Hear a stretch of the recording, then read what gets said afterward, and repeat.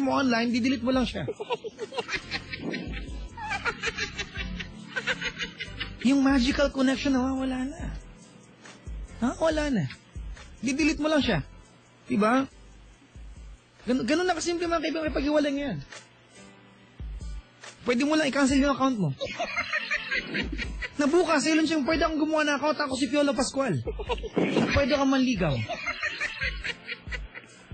And I can make someone believe that I am Piolo Pascual. Kahit kamukha ko naman siya. Heartthrob.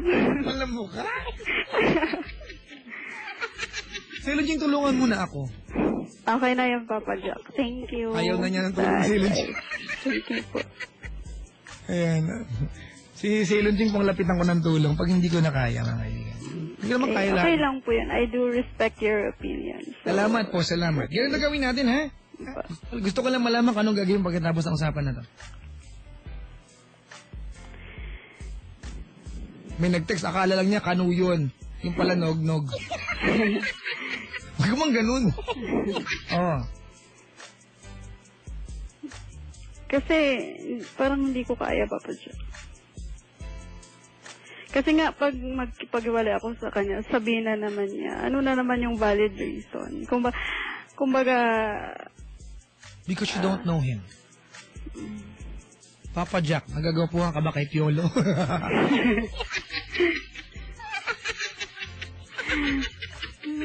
Na-reason ko na rin yan sa kanya. Sabi ko, hindi tayo mag-workout kasi nga malayo. Sabi niya. Hindi naman yun ang problema, yung pagiging malayo eh. Oo nga, sabi ko parang hindi pa kita lubusang kilala, hindi mo rin ako lubusang kilala. Tinatanong sa Silon Jing, ano daw napapala mo sa boyfriend mo? Pinapadala ka ba ng pera? Yun naman pala! Yun naman pala! Silon Jing na, naku my God, talaga naman ako. Hindi po. Hindi daw. Hindi, kasi nga, pareha naman kami may trabaho. Pero nung birthday ko po, talagang, pinadala niya ako kasi nga, sabi niya, it's my gift for you. Sabi ko, wag na, kasi nga, parang, ayokong pareha sa mga, anong panahon ngayon, sabi na, isipin na ganyan na ang habol ko. Sabi, kasi siya, parang nagagalit siya na, every time na nagbibigay siya, parang tinatanggihan ko. Every time na nagbibigay siya? O, kasi sabi, ilang beses ka nang tumanggap? Ay, hindi po. Parang offer lang na, you need, ganyan. Tapos, pag mga Valentine's Day, birthday. Pero nung birthday ko lang yung tinanggap kasi sabi niya, it's your birthday. Yan. It's your birthday. Sabi niya, regalo ko na kahit hindi tayo magkasama. Parang gano'n. Tama ba yung kanta ko? Mali, di ba? Ano nga? It's your birthday. We're gonna party cause it's your birthday. Sabi niya kasi kahit ano lang, kahit hindi tayo magkasama, at least yun lang yung gift ko sa'yo para go out kayo sa friends mo, para at least nag-enjoy naman. So, ganun. Hindi naman ako tumatanggap kasi may pera naman ako, tapos ganyan. At saka hindi naman ako ganun, Papa Jack. Parang na-develop lang talaga ako sa kanya kasi sa kanya ko nakita talaga yung atensyon, yung care. Kaysa ex ko na wala. Parang minsan unlimited text pa nga, parang text sa'yo, 2 lang. Tapos sabihin, kasi seaman kasi yung ex ko, sabihin, ay busy kami, walang signal. Ate, huwag mo ba kumparahin yung 2 tao? Kung nagkulang sa iyo yung ex mo, huwag mo sila pagkumparahin. Opo, hindi naman po. Kaya lang doon ko po na-feel. Well, sige. May nagawa naman mabuti sa'yo, di ba? Opo. Pinasaya ka niya. Alam mo, there's nothing wrong. You're just missing one vital link. Opo. Alam mo, ano yung vital link? Kasi nga, hindi kami... For him to become a part of you. Opo. For real. Yun yung kulang na part. Opo. Parang wala naman nangyari. Magkano pinadala niyo ng birthday mo? $200. Australian dollar. 200, magkano? Australian dollar po. Ano po? 200 Australian dollar. Times... 41.7. Do the math. Please do the math. Ayan, mga kaibigan, wait lang po. Compute natin, ha?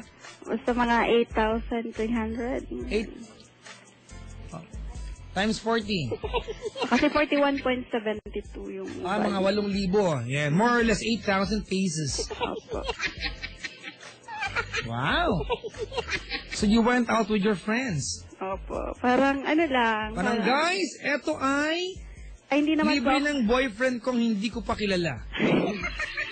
Magdiwang tayo. Diba? Hindi naman. Dito lang po kami sa bahay.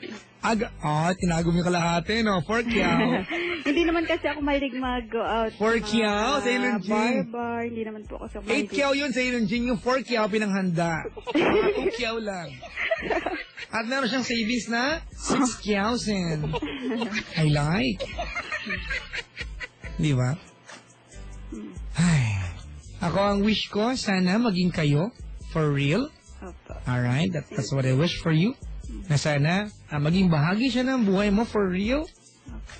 Alright? Yung maramdaman mo na totoo yung minamahal mo. Diba?